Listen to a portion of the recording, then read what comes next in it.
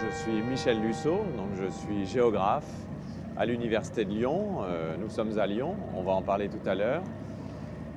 Géographe depuis toujours, pratiquant plutôt une anthropologie des espaces habités qu'une géographie classique au sens de la géographie classique française. Et une des raisons pour lesquelles j'ai voulu aussi vous recevoir sur ce bateau, sur l'eau, c'est que j'aime bien pratiquer une géographie au ras du sol, parfois au ras du bitume, au ras de l'eau. Pourquoi? Parce que c'est la géographie qui me rapproche le plus des pratiques des acteurs sociaux. Donc je n'aime pas pratiquer ma géographie de surplomb, je n'aime pas la pratiquer vue d'en haut, je préfère la géographie vue d'en bas, faite avec les pieds. Bon là, nous ne pouvons pas marcher sur l'eau, mais nous pouvons au moins voguer. Celle qui me confronte donc à cette énigme de la spatialité quotidienne qui est le cœur de mon travail.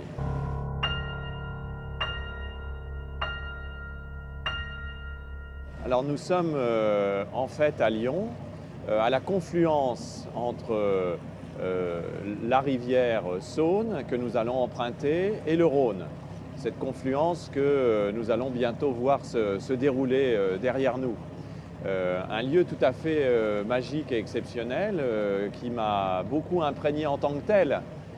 Parce que cette confluence, finalement, c'est un endroit assez rare dans une métropole, dans une agglomération urbaine d'une certaine importance, puisque Lyon a comme caractéristique d'être une agglomération qui n'est pas marquée par la présence d'un seul fleuve ou d'une seule rivière, mais de deux parallèles qui découpent l'espace, qui convergent à l'extrémité sud de la ville, donc dans cette confluence d'où nous partons. Et moi qui ne suis pas lyonnais, je le dirai tout à l'heure, j'ai découvert ce lieu assez tardivement. J'ai tout de suite été frappé par sa puissance urbaine en même temps que par ses potentialités non exploitées.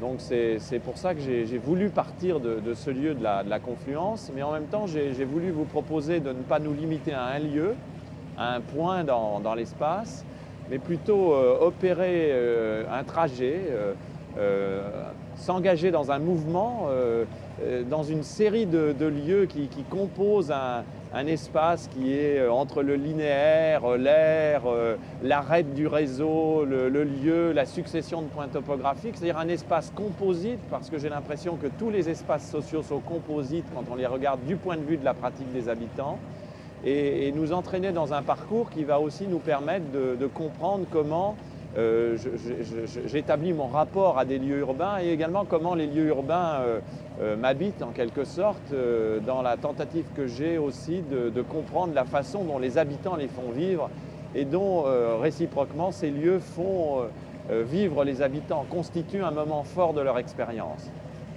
Donc nous allons partir de cette confluence et remonter pendant quelques hectomètres, peut-être plus d'un kilomètre, le long de la Saône, grande rivière navigable, et découvrir donc des séquences urbaines très, très différenciées et en même temps qui composent une sorte de continuum urbain extrêmement fort, extrêmement puissant et en devenir, puisque la caractéristique du lieu d'où nous partons, c'est que c'est un lieu en friche, une friche industrielle, en déshérence totale il y a une dizaine d'années, et qui aujourd'hui est un des plus grands projets urbains métropolitains européens, qui me paraît aussi emblématique de ce moment historique de l'urbanisation qui bouleverse les cadres urbains, et en particulier les cadres urbains des villes françaises, qui pourtant pendant très longtemps avaient été en quelque sorte un peu en dehors des mouvements de la mondialisation urbaine.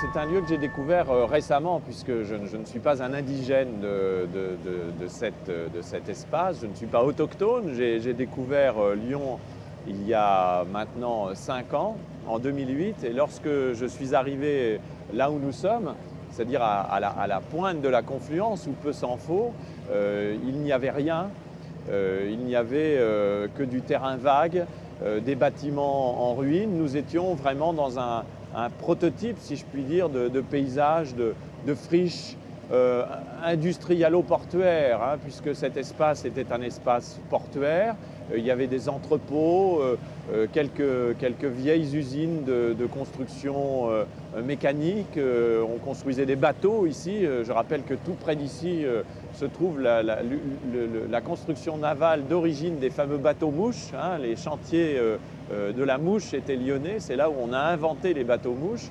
Donc finalement un lieu assez dégradé, peu prisé de qui que ce soit. Et j'ai pu voir dans les 5 dernières années ce lieu changer complètement.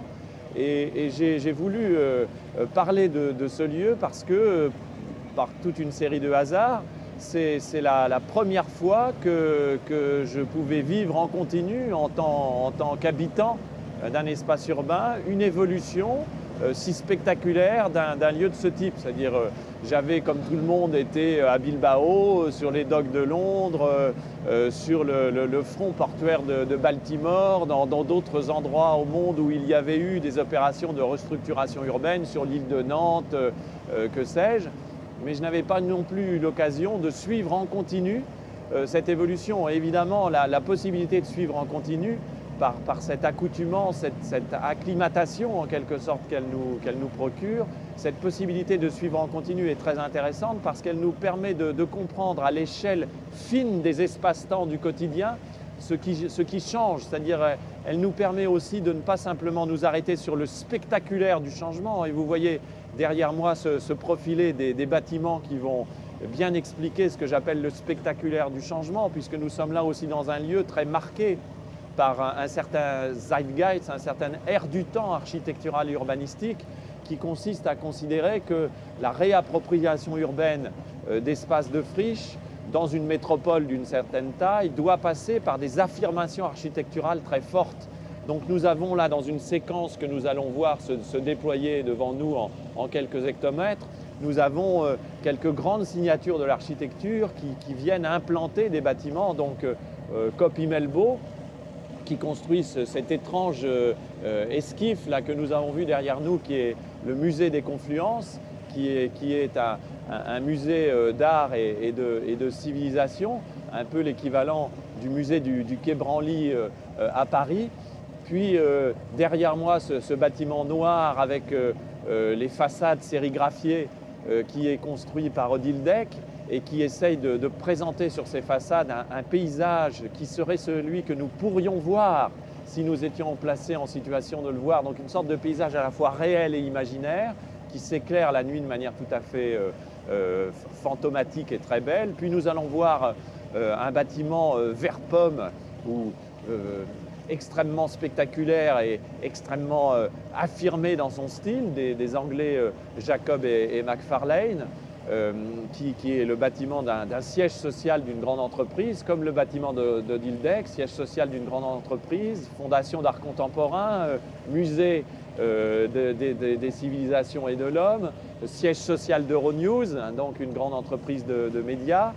À côté, nous allons voir un ancien entrepôt de sucre baptisé la Sucrière, qui est aujourd'hui un lieu d'exposition où se tient la Biennale d'art contemporain, mais aussi un lieu de concert. Derrière, nous verrons un bâtiment réhabilité par Villemotte, qui est aussi un siège social d'entreprise et des galeries d'art. Puis un nouveau bâtiment de Jacob McFarlane, donc je ne vais pas faire l'énoncé, celui-ci orange, qui est également un siège social d'entreprise. Donc vous voyez, nous avons là tous les ingrédients de ce style urbain qui est si caractéristique de ce moment de la mondialisation urbaine. Alors évidemment, à l'échelle d'une métropole moyenne, Lyon, une aire urbaine d'1,4 million habitants, ça n'est pas grand-chose par rapport aux mégapoles, mais dans le contexte européen et français, c'est un niveau urbain qui est tout à fait significatif. Et donc, ce qui m'intéresse de suivre ce lieu en continu, c'est à la fois de noter cela, mais de dépasser aussi cette approche, qui est l'approche souvent la première que nous choisissons, parce qu'il y a une collection d'objets architecturaux qui attire l'œil. Et je pense qu'il est légitime évidemment de s'arrêter sur cette collection, mais qu'il faut aussi dépasser cela pour essayer de comprendre comment ces lieux ne se résument pas à cette collection d'objets architecturaux, mais aussi deviennent des espaces proposés à l'habitation des humains. Et ce qui m'intéresse, c'est aussi de voir comment ces habitants composent avec ces espaces architecturaux, eh bien, si je puis dire, des espaces de vie au quotidien qui vont déjouer assez souvent la manière dont les architectes et les urbanistes eux-mêmes avaient conçu l'implantation de ces bâtiments et conçu la façon dont les habitants pouvaient entretenir une relation avec eux. Et ce qui est étonnant dans cet espace, c'est que le côté spectaculaire ne supprime pas cette appropriation au quotidien, bien au contraire. C'est-à-dire qu'en fait, on voit, quand on observe ce lieu, que petit à petit, durant ces 5 dernières années, les Lyonnais et les visiteurs, parce qu'il y a évidemment beaucoup de gens qui viennent, par exemple en ce moment pour la Biennale d'art contemporain, dans l'entrepôt de la Sucrière, qui va accueillir à peu près 150 à 200 000 visiteurs. Donc petit à petit, comment se compose un espace habité, avec des pratiques qui sont parfois des pratiques qui n'ont pas grand-chose à voir avec ce que, encore une fois, on avait conçu. Et je trouve que la seule manière de s'apercevoir de cela, c'est de pouvoir pratiquer un lieu en continu. C'est-à-dire de faire une sorte d'anthropologie du lieu. C'est pour ça que tout à l'heure, je disais que j'aime à penser ma géographie comme une anthropologie des espaces habités. Une anthropologie parce que j'essaye de saisir cela à l'échelle de l'habitant, hein, pas à l'échelle du résident, puisque pour moi l'habitation va au-delà de la résidence, donc à l'échelle de celui qui habite, mais une anthropologie aussi au sens où l'anthropologie est une pratique d'observation participante qui se fonde sur la durée de cette observation pour pouvoir identifier les menus pratiques, les moindres manifestations du rapport qui se crée entre un espace et des êtres humains, mais aussi parfois des non-humains, et que ceci, on peut le saisir à travers l'analyse des pratiques d'habitation. Donc c'est là quelque chose qui me paraît particulièrement important.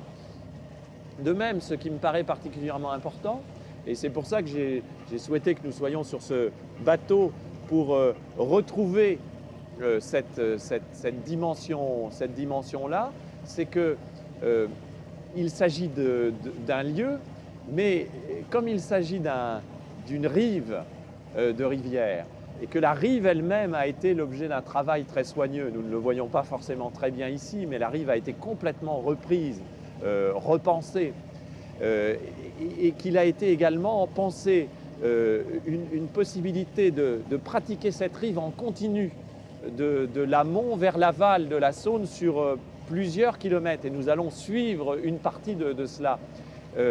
Ce lieu s'offre à des pratiques qui sont essentiellement des pratiques déambulatoires. C'est-à-dire des pratiques où la descente le long de la rive, la remontée et la transaction qui s'établit entre cette déambulation et ces séquences orthogonales à la déambulation que sont les appels visuels des bâtiments, que sont les appels visuels d'une darse qui va bientôt s'ouvrir derrière nous et que nous allons emprunter un peu plus tard, que sont donc ces appels qui permettent cette fois-ci d'avoir une véritable pratique transversale, hein, une pratique qui permet de traverser cette presqu'île qui est derrière nous, puisqu'il y a confluence, il y a donc presqu'île. Eh bien, je trouve que ce rapport entre la déambulation longitudinale, quasiment nord-sud, hein, le long de la Saône et parallèle au Rhône, et ces séquences perpendiculaires est-ouest qui nous font traverser la presqu'île et parfois d'ailleurs partant de la Saône, aboutir au Rhône ou partant du Rhône, aboutir à la Saône. Et on retrouve là ce caractère très étrange d'une agglomération urbaine marquée par deux fleuves si proches, avec donc des effets de découpage de l'espace qui sont extrêmement puissants. Eh bien, je trouve que ce lieu qui n'est pas un point, qui n'est pas non plus une aire seulement, mais qui est cette sorte de séquence urbaine, de continuité urbaine, de continuité mouvement en quelque sorte, puisque le mouvement est essentiel pour la saisir. On ne peut pas bien saisir ce lieu si on ne se déplace pas, ce qui est un peu contradictoire avec la notion de lieu peut-être, puisque là la distance est pertinente, et je vais dire même la distance est nécessaire pour éprouver ce lieu-là. Je trouve que c'est particulièrement intéressant et j'aimerais que ce petit trajet en bateau nous fasse sentir justement l'importance de considérer cet espace dans son déroulement continu, en même temps que dans son marquage séquentiel.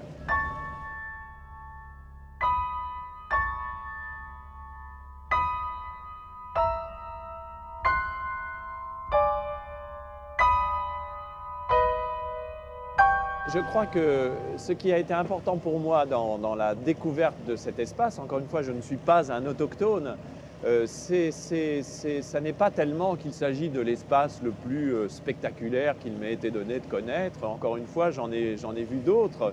Mais c'est encore une fois, je crois, la possibilité de m'engager dans une pratique continue, dans une observation continue. Donc dans une possibilité de comprendre un certain nombre de choses qui renvoient à l'alchimie subtile des pratiques d'habitation qui a été pour moi essentielle. Et il y a une autre chose qui a été essentielle, et on va peut-être le sentir en remontant, nous allons en fait faire un parcours qui est un parcours rétrospectif dans la généalogie urbaine, puisque là nous commençons par le sous-espace de ce lieu saune, de ce lieu mouvement. Nous commençons par le sous-espace le plus contemporain. Nous commençons donc par celui qui est urbanisé le plus récemment, dont l'urbanisation n'est pas terminée. Un premier plan de reconquête de la confluence a été lancé il y a une dizaine d'années, a été conçu par l'architecte urbaniste François Greter. La première phase se termine après avoir été engagé vraiment en 2007-2008, au moment où j'arrivais. Il y a une coïncidence, pas une corrélation. Et la deuxième phase s'ouvre aujourd'hui avec un plan masse d'Herzog et de Meuron, qui va plutôt concerner d'ailleurs la partie que nous ne voyons pas, qui est côté Rhône. Mais nous sommes véritablement dans le creuset de la métropolisation contemporaine de la grande aire urbaine de Lyon. Et nous nous trouvons là d'ailleurs au centre géométrique de cette aire métropolitaine qui va englober dans un rayon d'une trentaine de kilomètres autour de nous tous les espaces urbanisés, et donc qui compte entre 1 500 000 et 2 millions d'habitants selon la façon dont on compte justement cette population en fonction du rayon qu'on choisit. Et nous allons opérer une remontée rétrospective, c'est-à-dire nous allons remonter, en remontant le fil du fleuve, nous allons remonter vers les espaces les plus anciens de Lyon. Et ce qui m'intéresse dans cette histoire, c'est que j'ai pu m'apercevoir aussi d'une chose, c'est qu'en fait les pratiques urbaines des Lyonnais sont elles-mêmes marquées par ce parcours généalogique. C'est-à-dire que cet espace ne prend sens, pour la plupart des Lyonnais que je peux interroger et enquêter, que parce qu'il est en lien avec des éléments forts de l'historicité lyonnaise, avec des éléments forts du patrimoine urbain lyonnais.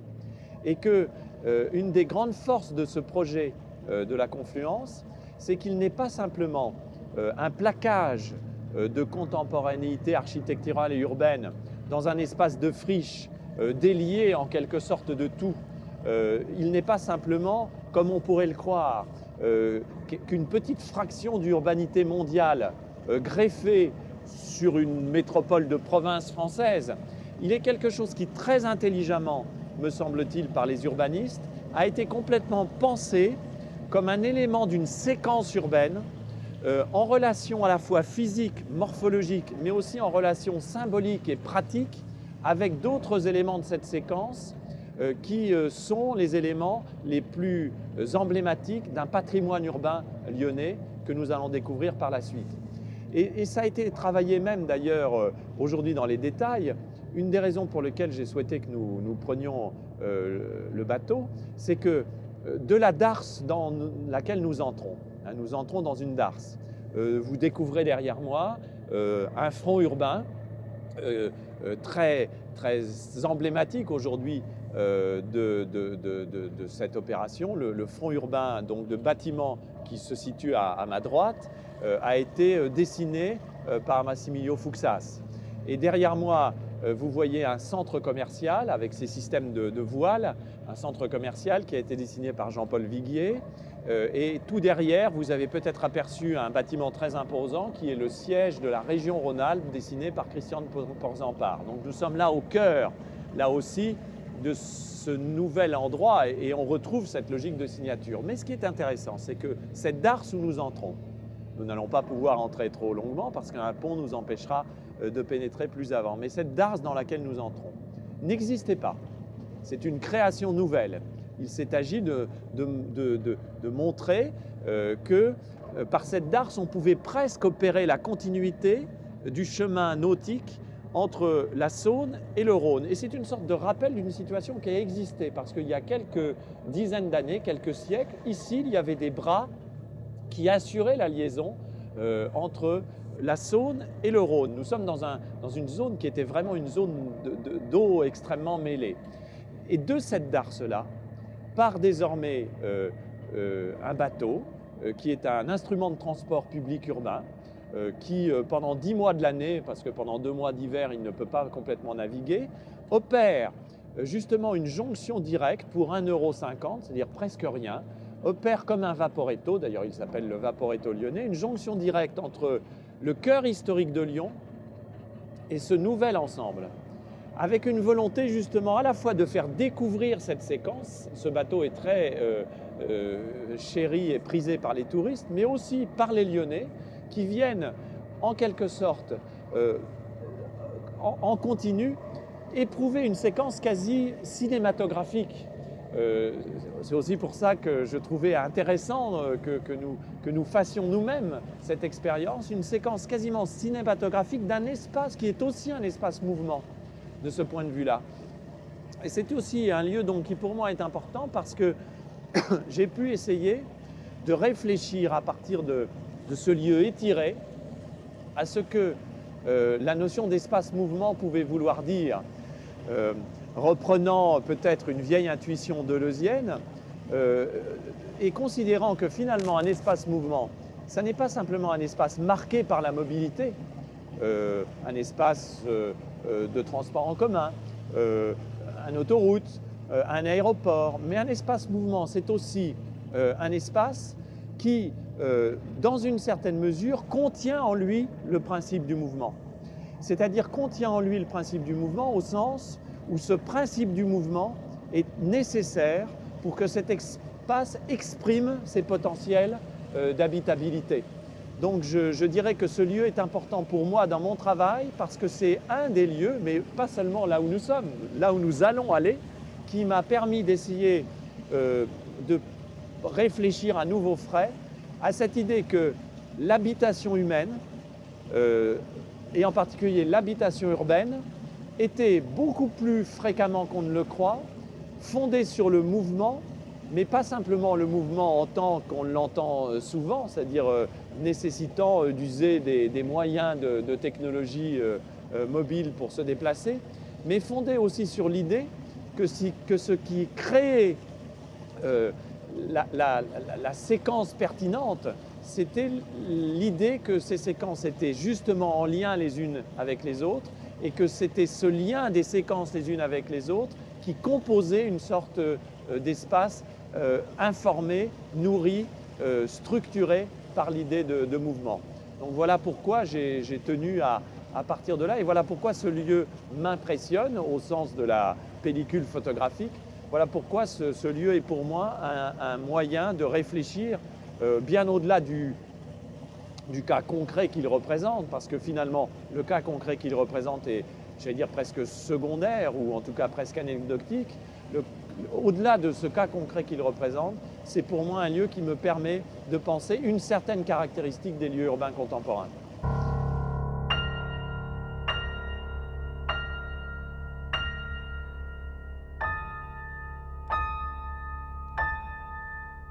Je crois qu'être géographe, c'est aussi se donner la possibilité d'être imprégné et impressionné par le maximum de lieux possibles.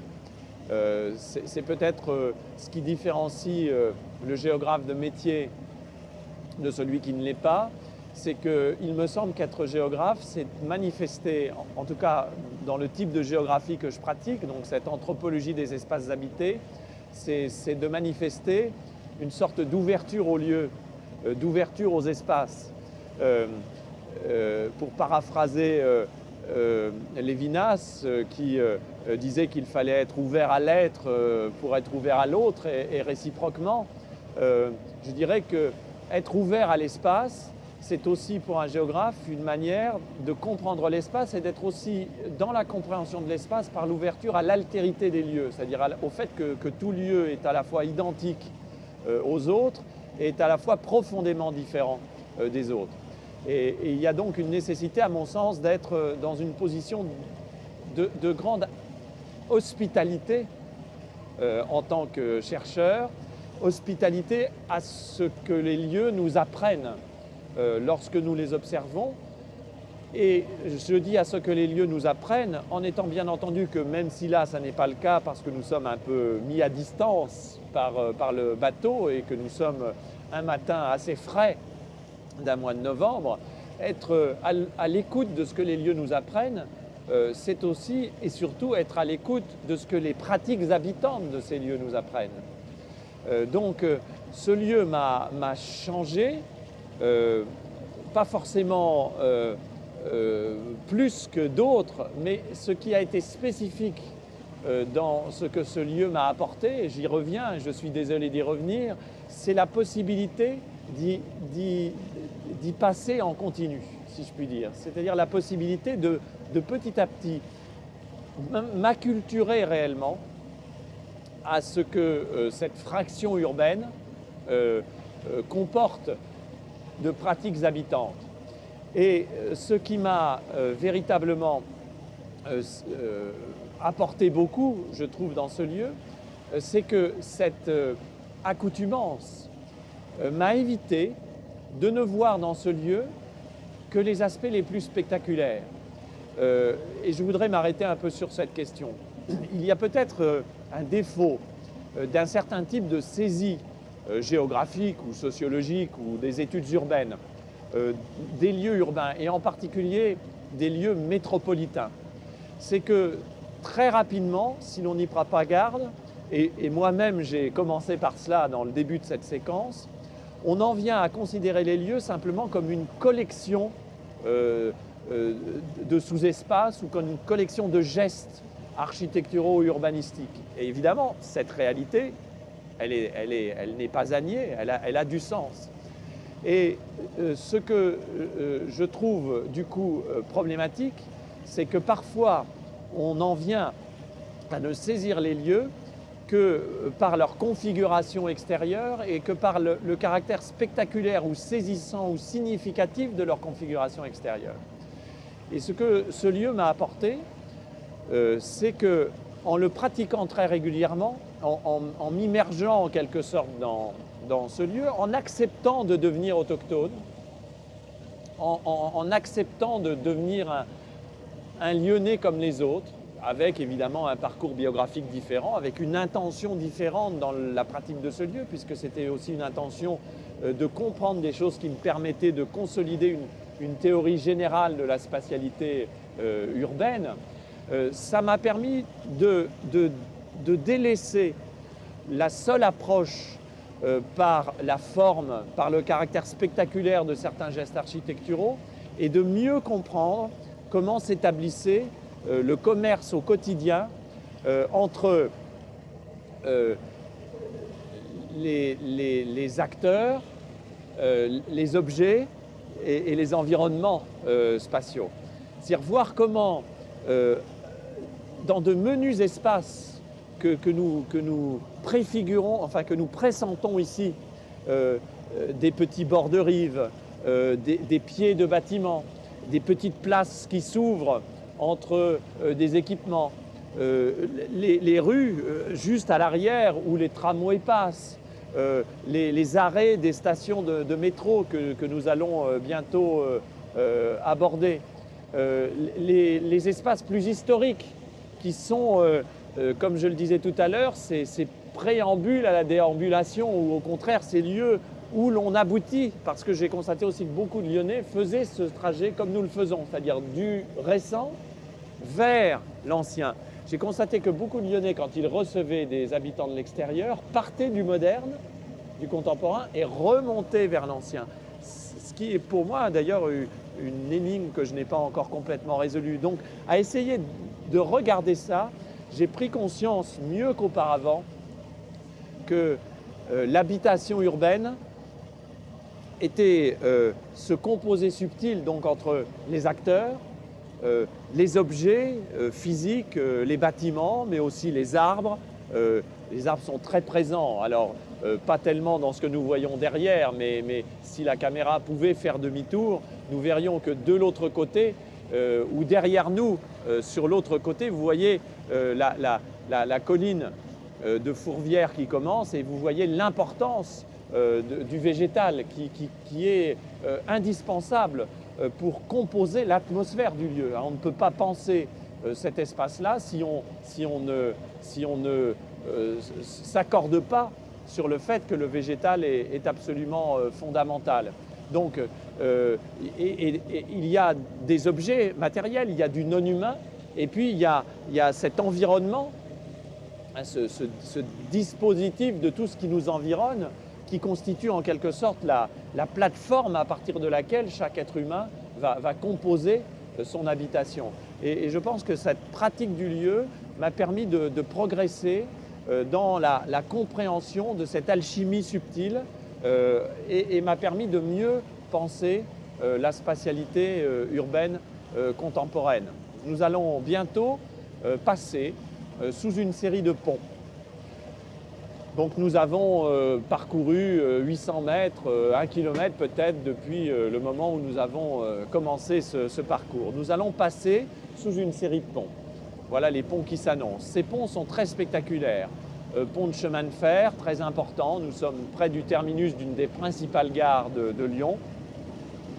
Et ensuite, pont routier et pont autoroutier.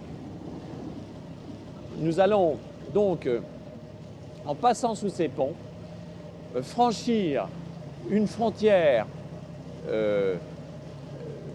ce qui a été longtemps une frontière, plus exactement, matérielle et symbolique, qui était très forte au cœur de Lyon. Et là encore une fois, délaissons le cas concret pour essayer de monter un peu en généralité. Cette frontière, je la nomme frontière parce que pour moi, il s'agissait véritablement d'une frontière au sens où pendant longtemps, lorsque des Lyonnais franchissaient ces ponts, alors on disait, là nous franchissons les ponts, mais il y a l'équivalence sur terre, et les Lyonnais disaient franchir les voûtes, c'est-à-dire on passait sous les ponts voûtés. Lorsque les Lyonnais franchissaient ces ponts, et le franchissement se faisait toujours dans un sens, c'est-à-dire on partait du vieux Lyon, on partait du nord et on allait vers le sud. Lorsqu'on franchissait ces ponts, lorsqu'on passait les voûtes, il y avait l'idée qu'on changeait de monde urbain. Les vrais Lyonnais vous disaient, alors les vrais Lyonnais du cœur de Lyon, vous disaient, au-delà des voûtes, ça n'est plus Lyon. Au-delà des voûtes s'ouvrait un autre espace. Et jusqu'à peu de temps, cet espace était celui des entrepôts, des abattoirs, mais aussi des prisons. Il y a des très grandes prisons qui sont sur la presqu'île, des marchés de gros, des zones de la prostitution, de la délinquance. Donc franchir les voûtes, et là nous passons sous le pont de l'autoroute, franchir les voûtes, c'était véritablement un acte qui imposait de changer de monde urbain. Et je signale l'autoroute parce que quand dans les années 50-60, le maire de l'époque a décidé de faire passer l'autoroute au cœur de Lyon, le tunnel, le fameux tunnel sur Fourvière est derrière nous. Là, il y a le centre intermodal de Perrache dont vous voyez les structures de béton qui se profilent à l'horizon, qui sont assez difficiles à voir. Ce centre de Perrache qui coupe la presqu'île en deux. Le maire de l'époque avait choisi de faire passer l'autoroute ici parce que pour lui, c'était justement un espace frontière. Il n'avait pas le sentiment de faire passer cette autoroute au cœur de la ville comme nous le croyons aujourd'hui, mais à la frontière du vrai Lyon. Il y avait donc frontière au sens où il y avait une rupture topologique très forte entre un en deçà et un au-delà. Et cette découverte pour moi, encore en 2008, de la puissance de cet imaginaire de la frontière a été quelque chose de très important dans ma réflexion sur la puissance des phénomènes de séparation urbaine. Nous avions là une limite physique, mais bon, une limite physique qui est finalement très aisément franchissable, même si elle est visuellement très spectaculaire. Mais nous avions une limite physique qui était doublée d'une véritable barrière en termes de l'imaginaire géographique local. Et l'imaginaire géographique local est pour moi un élément de réflexion très important. Et ce qui m'intéresse, c'est justement que dans une certaine mesure, l'opération Confluence est une tentative pour vaincre l'effet de frontière. Et c'est aussi cela qui m'intéresse dans ce lieu, et c'est aussi ce en quoi ce lieu me fait progresser dans mon travail. C'est-à-dire comment une action publique peut tenter, à partir d'un constat de la puissance d'un imaginaire urbain, parce que les concepteurs du lieu, la Confluence, sont partis de cela, François Grettier est parti de cela, le maire de Lyon est parti de cela, comment peut-on essayer d'infléchir, de modifier cet imaginaire et de faire que d'un effet de frontière, on passe à un effet de seuil. C'est-à-dire que l'on ne supprime pas, évidemment, l'idée qu'on change imperceptiblement de monde urbain, le registre urbain n'est pas le même, mais que nous ne sommes plus dans la frontière, nous ne sommes plus dans la coupure, nous sommes dans la transition, nous sommes dans le seuil, nous composons un seuil, nous sommes dans ce que j'appelle la transspatialité, c'est-à-dire dans quelque chose qui permet de passer à travers. Et regardez bien, nous voyons très vite que nous changeons d'ailleurs là d'univers urbain. Nous arrivons à une partie où la Saône modifie même son aspect, les quais ne sont plus les mêmes.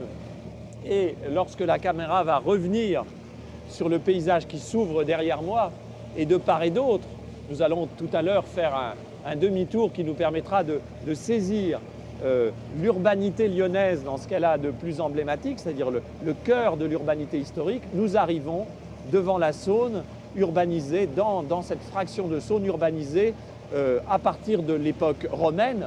Des amphithéâtres romains sont juste derrière nous, sur la rive droite, et rive gauche, nous arrivons près du quai des Célestins, c'est-à-dire un quai qui va devenir de plus en plus spectaculaire en termes d'architecture et qui va nous amener dans les espaces au cœur de l'urbanité historique, patrimoniale de Lyon.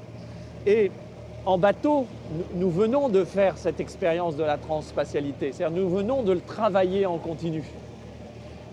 Et dans une certaine mesure, l'aménagement de la confluence et la volonté de faire que l'on puisse parcourir le quai de Saône, parce que nous commençons aussi à voir derrière moi que les arbres sont fraîchement plantés, que les quais sont fraîchement réhabilités, réaménagés, et nous sommes devant des quais de Saône qui viennent d'être bénéficiaires d'une opération urbaine de grande importance, puisque l'ensemble des quais de Saône qui étaient en déshérence, eux aussi, y compris dans cette partie historique, qui était offerte plutôt aux populations de sans domicile fixe, des clochards, quelques noctambules. L'ensemble des quais de Saône vient d'être retravaillé. D'ailleurs, nous allons le voir avec des interventions parfois assez fortes, y compris d'artistes contemporains, vient être retravaillé pour être marchable en continu, parcourable en continu sur plusieurs kilomètres, à l'image de ce que le maire de Lyon avait fait pour les quais du Rhône, qui, de parking assez peu fréquentés, sont devenus un des espaces publics les plus forts de Lyon et peut-être d'ailleurs de beaucoup de villes européennes. Sur plus de 10 km désormais, les quais du Rhône s'offrent comme un espace public avec des jeux pour enfants, des péniches, restaurants à marais, des zones de pratiques sportives, des zones de course à pied. Et on a voulu essayer de refaire pour la Saône ce qui avait été refait pour le Rhône, c'est-à-dire une sorte de pari sur la parcourabilité des espaces urbains et une sorte de pari sur le fait que grâce à cela, on allait pouvoir, comme je le disais tout à l'heure, composer une sorte d'espace-mouvement, d'espace fondé sur l'idée de la pratique de la déambulation, de la transspatialité, du passage à travers, que cet espace est mouvement parce qu'il compose une sorte de parcours quasi cinématographique à travers différentes séquences urbaines qui sont toutes emblématiques d'une généalogie urbaine de plus de 2000 ans. Encore une fois, le cœur de la ville romaine est à 200 mètres de nous. Le cœur de la ville médiévale est derrière nous. Le cœur de la ville industrielle du XIVe et du XVe siècle est derrière nous de l'autre côté. Donc le cœur de la métropole du XXIe siècle est à 800 mètres en aval. Donc il y a cette sorte de parcourabilité, de séquentialité, de résumé extrêmement fort d'une généalogie urbaine Et je pense que ça, c'est véritablement ce qui fonde le projet de réappropriation des berges de la Saône, comme ça avait fondé le projet de réappropriation des berges du Rhône. Et je dois dire que ça a été pour moi une grande expérience de géographe que d'essayer de comprendre cela et de comprendre comment un projet urbain, parfois assez discret, parce que vous voyez que finalement la réhabilitation des berges de la Saône qui n'est pas terminée, ça se fonde simplement sur la possibilité de rendre parcourable ce qu'il n'est pas, comment ça pouvait avoir une très grande puissance symbolique et une très grande puissance de pratique. J'ajoute qu'il y a une dernière chose qui m'a beaucoup plu dans cette... voilà le Vaporetto qui va passer derrière, dont je vous parlais tout à l'heure, c'est-à-dire ce navire qui va se préparer à ces rotations du jour. Une autre chose qui m'intéresse, c'est que réaménager les quais, c'est aussi une manière de faire vivre ce que j'appelle l'urbain multiniveau. C'est-à-dire de rappeler finalement que l'urbain n'est pas simplement monocouche, que ce qui est important dans l'urbain, c'est bien sûr le fonctionnement horizontal d'un niveau de référence, qui est souvent d'ailleurs celui du sol routier, mais qu'en travaillant les berges, on invente aussi un espace parcourable à un autre niveau, donc on crée des effets de verticalité. Et vous voyez qu'en plus, les quais se prêtent très bien à cela, parce que regardez l'importance du front urbain bâti, qui est finalement très élevé. Derrière nous, nous avons également du bâti très élevé et très coloré, parce que Lyon est également une ville très colorée. Et donc vous avez à la fois, et vous avez évidemment les collines qui rajoutent à cette élévation. Et donc vous avez là un cas assez rare, je trouve, dans les villes européennes, où cette horizontalité du niveau de référence, celui de la route, est accompagnée d'une qualité et d'une profusion de niveaux urbains qui fait que cette ville, elle fonctionne horizontalement, verticalement, tout comme elle fonctionne longitudinalement et perpendiculairement, puisqu'il y a donc une grammaire extrêmement puissante qui se crée. Et on voit bien que tout ce qui s'offre à l'habitation humaine, l'habitabilité de cet espace est considérable, puisqu'on peut composer sa pratique urbaine avec tous ces niveaux de référence. Et je trouve que visuellement, c'est très sensible. Et les Lyonnais savent vivre cela, c'est-à-dire ils composent véritablement leur habitation à partir de ces différents niveaux. Alors, il faudrait que nous puissions débarquer, aller à la Croix-Rousse qui est derrière nous, rive droite, à la Fourvière, pardon, qui est derrière nous, rive droite. La Croix-Rousse est derrière nous, mais en amont, pour voir justement qu'en plus, nous pouvons gravir les échelons, jouer des différents niveaux, aller jusqu'au haut de la colline où on a une vue sur la ville, et puis redescendre jusqu'au niveau du fleuve. Or, voir une ville du niveau du fleuve est aussi une expérience très particulière, très différente, très urbaine, mais urbaine d'une manière différente.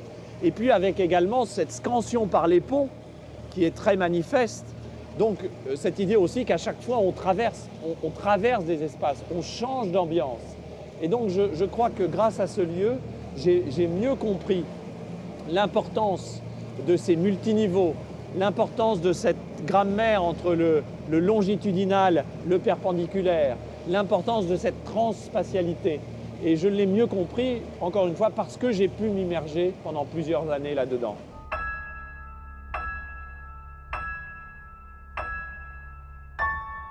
C'est un lieu séquence qui emblématise aussi le fait que la ville et l'urbain, la ville jadis et l'urbain aujourd'hui, et j'allais dire même la cité d'abord, parce que nous sommes très près de la cité romaine. Il y avait une partie de la cité romaine derrière nous, une partie devant nous et une partie à l'opposé. Nous passons devant la cathédrale Saint-Jean qui est à l'opposé de nous, mais nous la verrons peut-être tout à l'heure lorsque nous ferons demi-tour. Cathédrale Saint-Jean, donc, qui est un lieu du christianisme médiéval très important. Je vous rappelle que Lyon, c'est la capitale de la chrétienté française. L'archevêque de Lyon est primat des Gaules. Derrière nous, il y a la basilique de Fourvière également qui donne l'importance du christianisme ici depuis plus de 2000 ans. Ce lieu nous montre que la cité, la ville et l'urbain ont toujours eu à voir avec la mondialité. quelle que soit l'échelle de référence de cette mondialité. Évidemment, la mondialité de la période antique n'était pas la mondialité de la période médiévale, qui n'était pas la mondialité de la période industrielle, qui n'est pas la mondialité de la période contemporaine. Et dans ce lieu, j'y ai trouvé confirmation qu'il était impossible de penser l'urbanisation sans penser la connexion fondamentale entre l'urbanisation locale, l'ancrage local que cette urbanisation propose et tous les systèmes de liens qui s'établissent entre cette urbanisation locale et tous les autres lieux urbains de la mondialité de référence de la période dont on parle. Ce lieu est aussi très marquant dans le fait où vous remarquez que les façades sont très colorées. Alors que nous sommes en France où traditionnellement on considère que la vraie architecture urbaine française est une architecture plutôt blanche. Pourquoi ces façades sont-elles colorées? Mais parce que Lyon est une ville d'immigration depuis toujours. Et que l'importance de cette immigration, en particulier de l'immigration italienne, l'importance de cette immigration est très forte. Ces façades colorées sont un héritage de la présence des communautés du Piémont à Lyon. Donc j'y vois aussi le symbole du fait que dès le départ, les autochtonies urbaines, les indigénéités urbaines, les cultures locales se sont composées dans la relation avec l'extérieur. Après tout, la ville gallo-romaine a été fondée en partie par les Romains. Puis l'immigration italienne est arrivée, puis les immigrations des empires coloniaux, puis les immigrations du vaste monde. Donc je vois dans cette séquence urbaine la confirmation que depuis toujours, l'urbain est à la fois l'expression de la mondialité en marche et un vecteur de cette mondialité. C'est-à-dire que les deux vont dans les deux sens. Et je trouve que cette connexion entre l'urbain et le monde, elle est particulièrement manifeste dans cette séquence urbaine. Alors évidemment, la partie la plus contemporaine dont nous sommes partis l'exprime de manière peut-être encore plus spectaculaire, ou en tout cas c'est plus sensible pour nous, dans la mesure où on a en particulier les signes architecturaux qui nous montrent que nous sommes véritablement connectés aux standards architecturaux et urbanistiques du moment. Mais la partie la plus ancienne est aussi forte. Je vous rappelle que nous étions là, il y a quelques secondes, au cœur du cœur de l'économie textile et de l'économie de la soie lyonnaise. C'est-à-dire nous étions dans ce centre névralgique de la production textile lyonnaise. Je rappelle que Lyon a été la capitale de la soie et du textile. On a inventé beaucoup de choses à Lyon. Nous étions donc aussi au cœur de l'accumulation de capital. Nous étions au cœur de ce qui a fait de Lyon aussi une des rares dernières métropoles industrielles françaises, avec un entrepreneuriat local, avec un capital local qui peut s'investir, y compris d'ailleurs dans des actions d'édilité publique. Donc ce que nous venons de voir très rapidement, ce sont évidemment des quartiers patrimoniaux, mais des quartiers patrimoniaux qui nous renvoient à un élément clé de la dynamique urbaine, c'est-à-dire la constitution d'une activité industrielle fondée sur l'immigration, fondée sur la capacité de maîtriser des marchés et qui a été extrêmement importante pour expliquer la dynamique urbaine sur le long cours de Lyon, puisque c'est là où, dans une certaine mesure, le capitalisme lyonnais s'est inventé. Il s'est inventé là, et nous sommes à la confluence, nous sommes partis de la confluence où un nouvel avatar du capitalisme lyonnais, et ne prenez pas le mot avatar comme un mot péjoratif, c'est-à-dire une nouvelle expression du capitalisme lyonnais, se traduit dans des formes urbaines offertes à l'habitation pour que les habitants en fassent bien ce qu'ils veulent en faire et à mon avis en fassent un élément de cette séquence urbaine que j'essaie de vous présenter depuis tout à l'heure.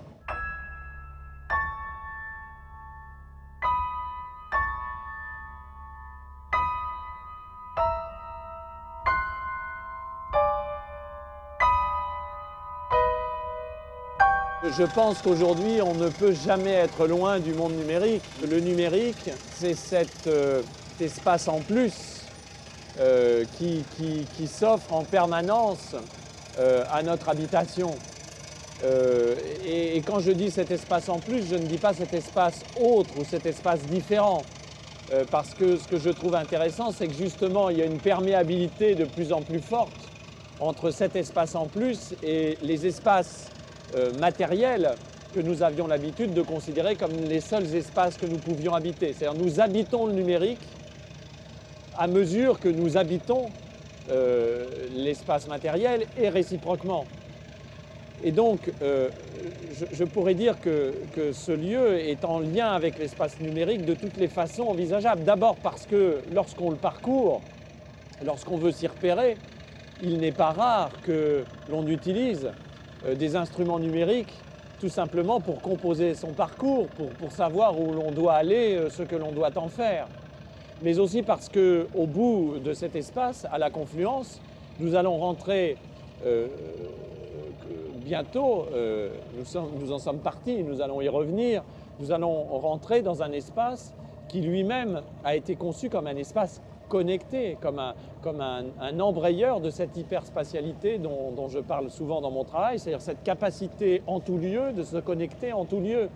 Et que l'espace lui-même d'ailleurs, dans sa forme, renvoie peut-être à ce que l'on a l'habitude de voir lorsqu'on réfléchit aux relations entre les espaces contemporains et le numérique, c'est-à-dire nous quittons des espaces historiques où la continuité bâtie est la règle et nous allons vers des espaces où l'on trouve de plus en plus néanmoins d'objets architecturaux isolés, d'objets architecturaux qui se considèrent comme des points d'entrée dans la modernité urbaine et des points de connexion de cette modernité à tous les autres lieux de la modernité.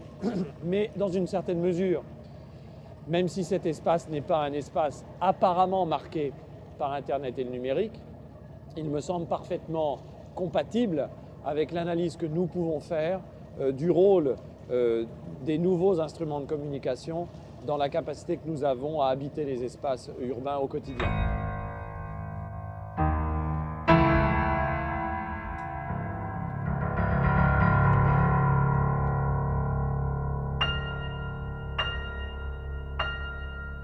Dans tout mon travail de géographe, ce qui me surprend de plus en plus, c'est qu'il existe encore des spécialistes de sciences sociales qui puissent croire que l'espace ne compte pas.